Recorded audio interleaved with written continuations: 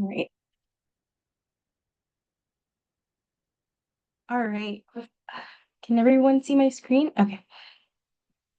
All right. And Kelly or anyone, you guys can come off the mic if you can't hear me. But yeah, if you haven't met me already, my name is Shahela Begum. I'm the program director for the Long Island Sound Community Impact Fund. Congrats for getting into the full proposal stage. This webinar will mostly cover what we're looking for in application and just things to remember. And if you can hold any questions that you have till the end, we can stop screen sharing and get to the questions at that point. Also joining us is Kelly Marty. She is our new LISCIF program associate. So we'll get started. And so before we look at the full proposal requirements, I just kind of wanted to give a brief overview for the timeline. Sorry. And so March 14th, 25, that's a Friday, full proposals are due by 4 p.m. And then the last week of April, the review team reconvenes and goes over the scores, the comments, and selection. And so we'll be notifying folks the last week of April, and at the latest, the first week of May. And then we'll plan out in-person award announcements either in May or June.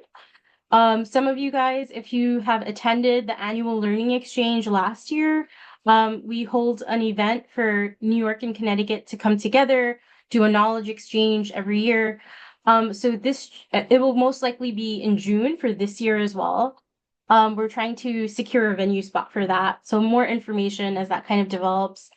And then the project start date will be July 1st, 2025. And then for this round of applications, you have up to 2 years to complete it, just to kind of accommodate any CWAP deadlines, CWAP approvals, permitting, things like that. So you don't have to use the full 2 years, but you have until July 30th, 2027 to complete work. And then the final reporting will be due August 31st, 2027. Just going to move on to the next slide. So for the full proposal application, you'll notice that it's a lot of similar information to the LOI, and a lot of it is most likely pre-populated within the fields. If you log on back into Blackbaud, you'll see some of those fields. So the name of the organization, if you're a project leader or a fiscal agent, any contact information you have or point of contact. If between when you submitted the LOI in November and March, people have changed, staff members have changed, you can do your updates there. Your employer identification number and your SAM registration number. So for the LOI, you didn't really have to have that, but I would advise getting a SAM registration if you don't have one, or just making sure it's up to date with a UEI, because it could take a few weeks for that to process. So if you start that earlier on in the process, it's better than doing it later. And then also you'll see in the full proposal guidance document, we have WEACT, EPA's TIC-TAC centers available to do office hours for SAM registration. So if you need help with registering, or if you have any questions, they're doing 2 meetings per month, and the Zoom link is at the bottom, but it's also in your guidance document. And you can schedule technical support calls with them all the way up until April. And so just some other aspects of the full proposal continued. We're looking for the amount of request. If we had made suggestions to you in the LOI, perhaps to build certain costs or to remove certain costs, this is the time where you can kind of adjust those numbers.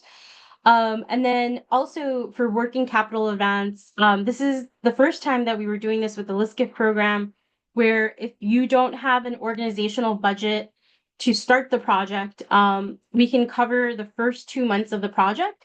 You would just indicate that you're interested in the working capital advance, and we would work with you to see like what are the first 2 months, the funding that you need, to get that to you before you have done it, because usually it's like a reimbursement model, but with the working capital advance you have the funds to start off with before getting started. And then and I think there were some notes for some organizations that they should look into that, particularly if your organization doesn't have a huge budget.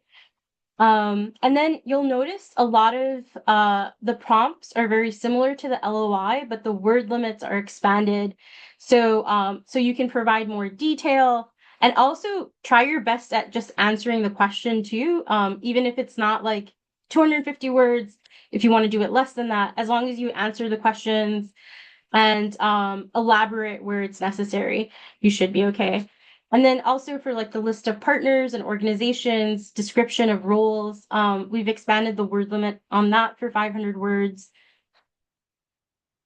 And then for the project description, you have your problem. You'll be indicating the LISCIF program priority. So if you look in the RFA, there's a list of priorities that you're trying to achieve with your project, and it'll be a drop-down menu for you to select that.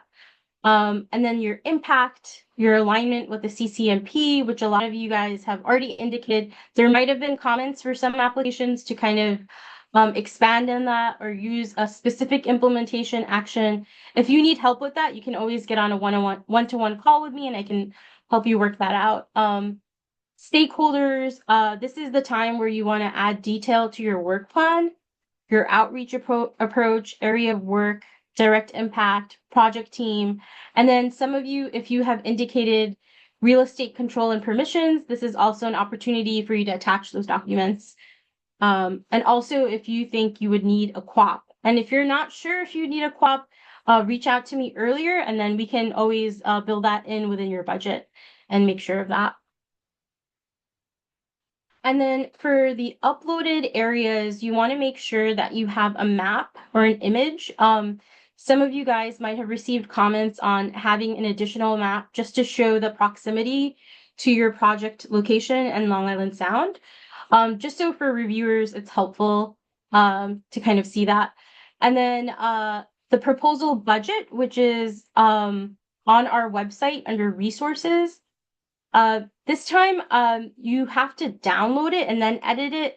The way that I had a shared copy available, I noticed like people were editing it and there were mistakes on it and other people were using that and they didn't really double check. And so that same mistake came upon several applications.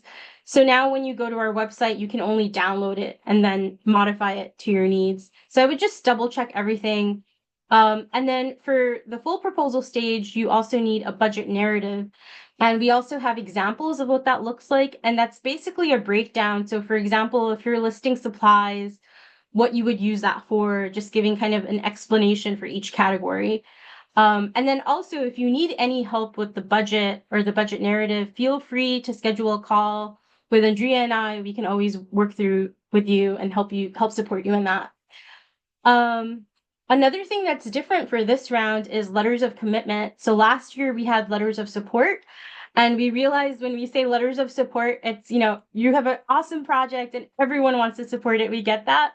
But for letters of commitment, it's more so coming from your partners or people who are involved in the project, people who are getting a subaward from you, people who are really committed to the project. So you're kind of focusing on that. So that you're going to do as an attachment. You're also going to attach a project impact model, and I can explain more about that in the following slides, but it should be just like showing an alignment with the CCMP.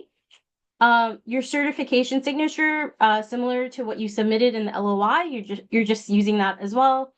Again, I said real estate control and permissions. So if you're doing any type of land work, attaching the proper permissions for that. And then anything optional. Sometimes applicants reach out and ask me if they can attach photos and things like that. I didn't want to make that a requirement or anything, but feel free to use those optional attachments to strengthen your application.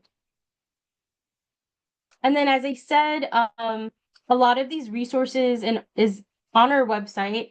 So you have the full proposal guidance document, which is in your email, which I will send out again and have it on our website. But you also have the CCMP, the Comprehensive Conservation Management Plan, which a lot of this funding is tied to with the Long Island Sound study. And then the implementation actions. And there's just some supplemental guides of how to use that. But this is a lot of information to take in. So a lot of this summary can be found in LISCIF project case studies and just flow charts that we had created for that. And I am happy to jump on a call with you just to kind of identify what is the best implementation action for you, how to align it to the CCMP. And then also you will find the full proposal scoring and evaluation rubric, the Excel budget template that I mentioned, and also the budget narrative template. And so we require this project impact model just to show, as I mentioned before, alignment with the CCMP, and just to kind of have your project flow into what is the impact, what is the exact implementation action. And as I mentioned, you can find these examples on pages 15 to 19 in the document called LISCIF Project Case Studies, Examples of Impact Models and Implementation Actions. And you can attach it to your application. So some examples, for example, we have 4 main themes in the CCMP. So if you were doing a project regarding rainwater garden swales, you would list your project and then you would just kind of show a flow chart showing what the funding priority is for LISCA. So this one would be projects that result in quantifiable pollutant prevention or reduction. The CCMP funding theme can be clean waters and healthy watersheds. And then the impact would be redirecting excess rainwater to garden spaces, reducing stormwater runoff, and removing pollutants in the sound. And then the best implementation action for this would be WW35, assess sources of pathogens and nutrients and work with communities to abate or alleviate those sources. And a lot of your projects, they're very interdisciplinary and they can go across several different themes, but we just ask you to choose the best one. And you could have multiple implementation actions, but the way that we do for reporting, you should just have at least 1 or 2 that are more like comprehensive. And if you're unsure about any of this, you can always reach out to me. And so similar for the theme for thriving and abundant wildlife, we have shellfish, aquaculture, and restoration. So this funding priority would be projects that foster a diverse and balanced and abundant populations of fish, birds, and wildlife. And then we have the impact, and then the best implementation action would be HW1, complete projects that result in restoration of coastal habitats. Similarly, we have another one under the theme of sustainable and resilient communities. The funding priority for this would be public engagement, knowledge, and stewardship. Impact, increasing public knowledge on piping plovers, their nesting grounds, habitat, and various shorebirds. The implementation action for this would be SC18, supporting and encouraging informal education activities on Long Island Sound. And then finally, for our 4th theme, this is just an example to communicating water quality reports and findings. So the theme for this would be sound science and inclusive management. The funding priority would be data management and integration projects. And the impact for this would be effectively communicating water quality findings using environmental indicators and reports to educate diverse communities on the health of the Long Island Sound watershed.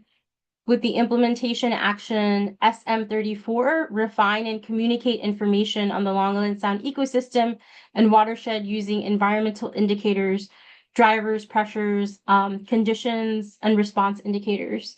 So all of you are here at this full proposal stage. All of your proposals qualify for funding, but as reviewers and as under EPA, they'll be looking for like clear alignment with the CCMP for this. So this part is really important. And it doesn't have to be beautiful. It doesn't have to be colorful. As long as it's just like a flow chart, even if you want to write it out and scan it, that will work as well. As long as your ideas are kind of connected with this. And so we also support several technical support webinars And so the previous ones, like meaningful community engagement and others, are all on our website. But we have some upcoming ones that we're working on. In particular, our focus group had indicated that they wanted a training on grant writing and particularly doing match. For LISCIF, match is not a requirement, but if you want like bigger funds like the future funds and others, it's a good way to kind of know that skill. So that's something that we're planning in the spring. And then also our grant agreements and invoicing will take place between May and July. And then we'll have a project management training in July. And we'll build on several other trainings as we kind of go along throughout the year. As I mentioned before, we'll have the annual learning exchange in June, and we'll have two more to follow in the fall. And then again, if you need any support or anything, you'll have these slides. You can always schedule a 30-minute call with me, or just, I think emailing me is best. And we can figure out a time. And just for a list of contacts, most of you have my contact information, but I'm also adding Andrea Polly. She's our LISCIF grants administrator, so she can answer any budget questions, budget narrative questions that you have. Kelly Marty just started with us, and she'll be focusing on the community engagement part of it. So if anything, she'll also be on these calls as well. And so I'm just going to stop screen share just so I can take any questions that you might have. All right. And let me also stop recording.